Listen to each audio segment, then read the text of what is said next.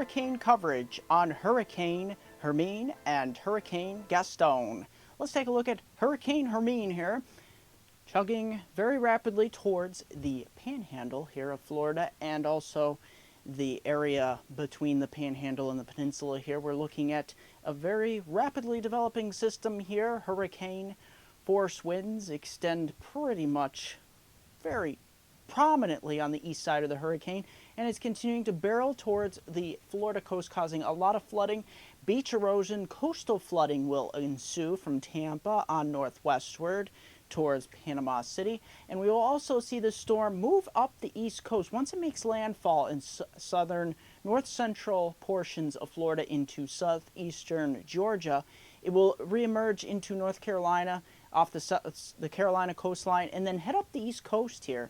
And this is where it could cause some troubles here for the northeastern part of the United States.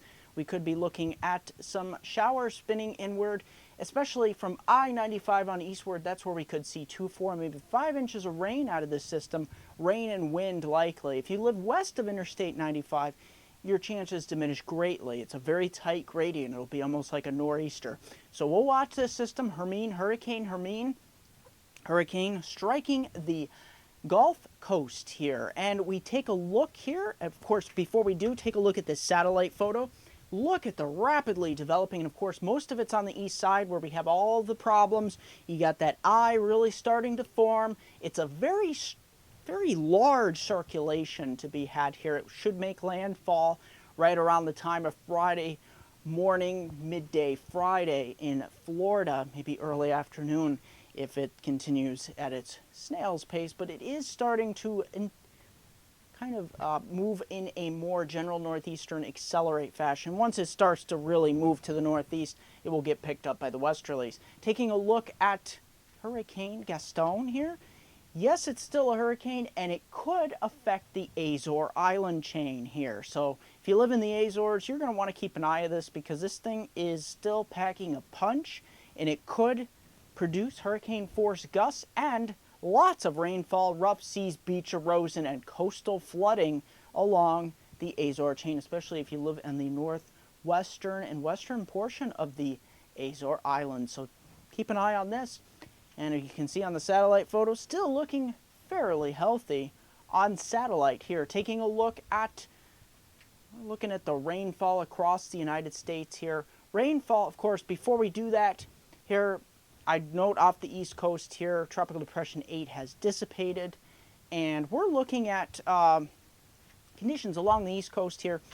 This is where I-95, if you draw a line from the Carolinas upward to New Jersey and eastern portions of New England, that's where the 2 to 4, 3 to 5 inch rainfall amounts along and east of Interstate 95. This system, Hurricane Hermine, will head up the east coast. Probably won't be a hurricane by time it reaches the mid-Atlantic coast, but it will still pack a lot of wind and rainfall, and you're going to want to stay tuned for that because that's going to be very interesting. You can see rainfall amounts here in Florida, portions of north central Florida up to southeastern portions of Georgia. The Carolinas could average on the total of 6 to as much as 10 inches of rain. Eastern North Carolina up to southeastern Virginia, 5 to 8 inches of rain. Delmarva up to eastern New Jersey, 6 to as much as 8 inches of rain possible.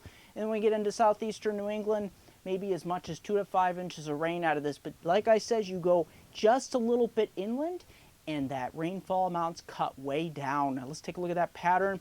Trough out west here.